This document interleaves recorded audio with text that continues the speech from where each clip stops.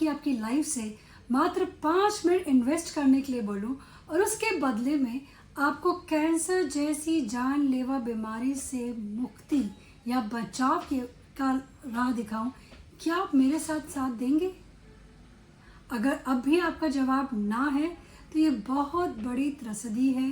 This is the biggest tragedy कि आज भी 8 मिनट में हर एक लड़की, एक औरत, एक स्त्री सर्वाइकल कैंसर से डायग्नोज हो रही है और हर 6 मिनट में एक फीमेल की डेथ हो रही है जानलेवा बीमारी से, जिसका उपचार, निदान या अर्ली डिटेक्शन और प्रिवेंशन मात्र आपसे 5 मिनट मांगता है। नमस्कार, मैं doctor Sonali Gupta, director at the bliss IVF and gynae care at greater Noida. आज वर्ल्ड कैंसर डे में चलो बात करते हैं कुछ गायनेकोलॉजिकल कैंसर के बारे में। जैसे कि मैंने अभी आपसे बोला कि सर्वाइकल कैंसर एक बहुत ही leading cause of death amongst the Indian females है और ये एकमात्र ऐसा कैंसर है जो इजीली डिटेक्टेबल है। इसको अपन पकड़ सकते हैं, बचाव कर सकते हैं और इसके होने के शुरुआती लक्षणों में अगर इसको पकड़ लिया जाए तो 100% ट्रीट भी कर सकते हैं। ज़रूरत है मात्र अवेयरनेस की। आज हमको कैंसर से डरना नहीं है, उससे हमें जागृति और एजुकेशन के द्वारा फाइट करना है और उसको हराना है। क्या कैंसर के बाद जीवन में हम एक नॉर्मल साधारण जीवन जी सकते हैं? इसका आंसर है यस। केवल ज़रूरत है प्रॉपर जानकारी की। तो जैसे मैंने अभी आपको बताया, सर्वाइकल कैंसर बच्चेदानी के मुंह के कैंसर को बोला जाता है, जिसको हम एक साधारण जांच जो कि पैप स्मेयर के द्वारा डिटेक्ट कर सकते हैं, जिसमें मुझे सिर्फ मुश्किल से 5 मिनट लगते हैं।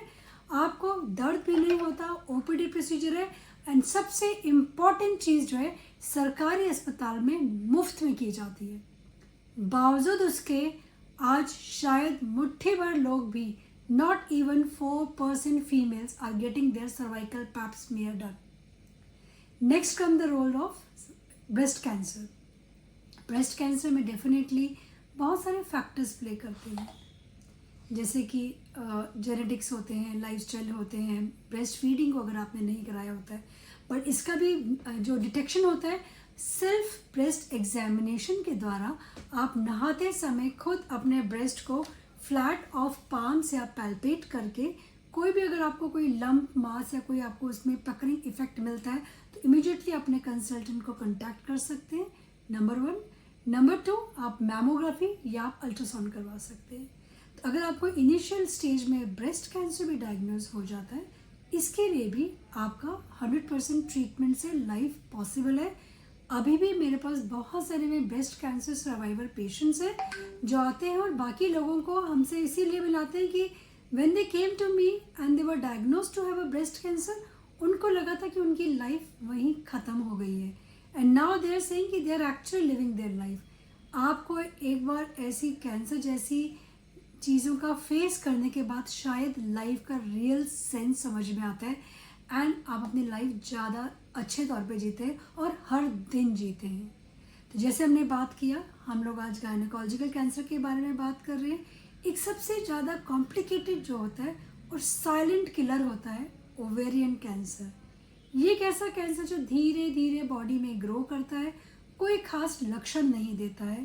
थोड़ा सा मास इफेक्ट हो सकता है, अगर यूट्रस पे मतलब ब्लैडर पे आया तो यूरिनरी सिम्टम दे सकता है, रेक्टम पे आएगा तो कॉन्स्टिपेशन के सिम्टम दे सकता है, कभी कभी माहवारी में इरेगुलरिटी लेके आ सकता है। लेकिन बावजूद इसके आजकल अल्ट्रासोनोग्राफी, MRI, PET CT के द्वारा ओवेरियन कैंसर्स को भी डिटेक्ट किया जा सकता है और न्यू एडजुवेंट कीमोथेरेपी के द्वारा इसको हम लोग रिड्यूस कर सकते हैं एंड देन रेडिकल हिस्टेक्टमी या एक्सटेंडेड सर्जरी के द्वारा हम लोग कैंसर को कम्प्लीटली, ओवेरियन कैंसर को कम्प्लीटली बॉडी से रिमूव भी कर सकते हैं।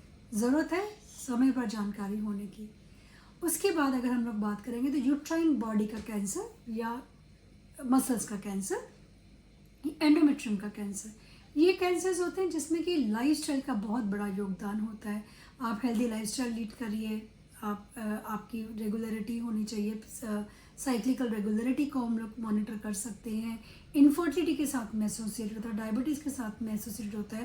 तो अगर आपकी फैमिली हिस्ट्री में कहीं पर एंडोमेट्रियल कैंसर्स हैं तो आप पहले से इसके बारे में सजग रह सकते हैं और अपने अल्ट्रासाउंड करवा के अपनी एंडोमेट्रियम थिकनेस को मेजर करा सकते हैं, या एंडोमेट्रियल बायोप्सी होने पर अगर कोई भी अनियमितता होती है माहवारी में तो आप उसकी एंडोमेट्रियल बायोप्सी करा करके आप उसका अर्ली डिटेक्शन कर सकते हैं।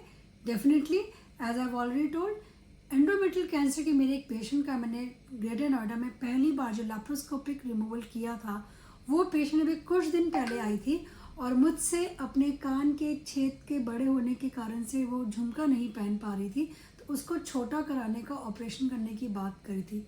देखा कितनी मज़ेदार बात है, एक कैंसर सर्वाइवर कॉस्मेटिक चीज़ों के लिए आ रहा है।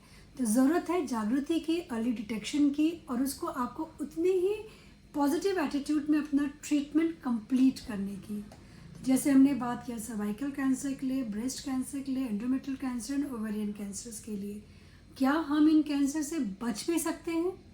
अभी इस दौरान जैसे हमने आपको बताया कि good lifestyle, healthy lifestyle, smoking छोड़िए, ग्रीन वेजिटेबल्स खाइए, ऑर्गेनिक फूडिंग पे आइए, टाइम पे सोइए, अल्कोहल, सिगरेट्स, इन सबको सेवन को अवॉइड कीजिए। प्लस अगर आप अपने स्मीयर, अपना ब्रेस्ट सेल्फ एग्जामिनेशन या पैप स्मीयर करवा के, टाइमली अल्ट्रासोनोग्राफी करवा के इनको अर्ली आप पकड़ सकते हैं।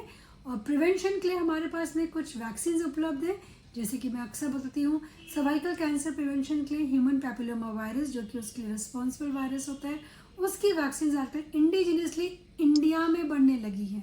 पहले हम इसको बाहर से इम्पोर्ट करते थे। तो अगर आप 9 साल से 14 साल की उम्र में हैं तो मात्र 2 डोज, और 14 साल से 45 साल की उम्र में 3 डोजेस के द्वारा आप इसको सर्वाइकल कैंसर से ह्यूमन पैपिलोमा वायरस के कंट्रीब्यूशन के कारण से उसको प्रिवेंट भी कर सकते हैं। तो आज हम इस वर्ल्ड कैंसर डे पे आह्वान करते हैं कि हमको इस जानलेवा बीमारी से डरना नहीं है, बल्कि मजबूती से लड़के इसको हराना है। एक बात मैं आपको जाते जाते बताऊंगी जो बहुत इम्पॉर्टेंट है। एज एन आईवीएफ स्पेशलिस्ट अभी हमारे पास में एक नई रे ऑफ होप आई है। अगर किसी को early stage of cancer detect भी हो जाता है, ऐसे लोगों के हम शुक्राणु या ओवरीज में से अंडों को फ्रीज कर देते हैं, ताकि जब वो अपनी पूरी कैंसर का ट्रीटमेंट कंप्लीट करने के बाद हमारे पास आते हैं, उन्हीं अंडे और स्पर्म में से हम उनके एम्ब्रियोज बना के उनको ट्रांसफ़र करके उनका जेनेटिक बेबी देते हैं। ये एक चमत्कार से कम नहीं है। आज वर्ल्ड इतना अधिक एडवांस कर गया है साइंस में, एक कैंसर सर्वाइवर पेशेंट को भी हम उनके ही genetic baby through early oocyte freezing, sperm freezing या एम्ब्रियो फ्रीजिंग के द्वारा उनका जेनेटिक बेबी देके उनके जीवन में केवल एक हेल्थ नहीं बल्कि नई रे ऑफ होप लेके आते, ताकि उनका आगे अपनी लाइफ को कंटिन्यू करने के लिए एक फैमिली में अपनी कंप्लीशन मिल सके। That is where I want to say इस वर्ल्ड कैंसर डे पे हम आज प्रण लेते हैं कि कैंसर से हम डरेंगे नहीं, बल्कि उससे लड़ के उसको हरा देंगे। धन्यवाद।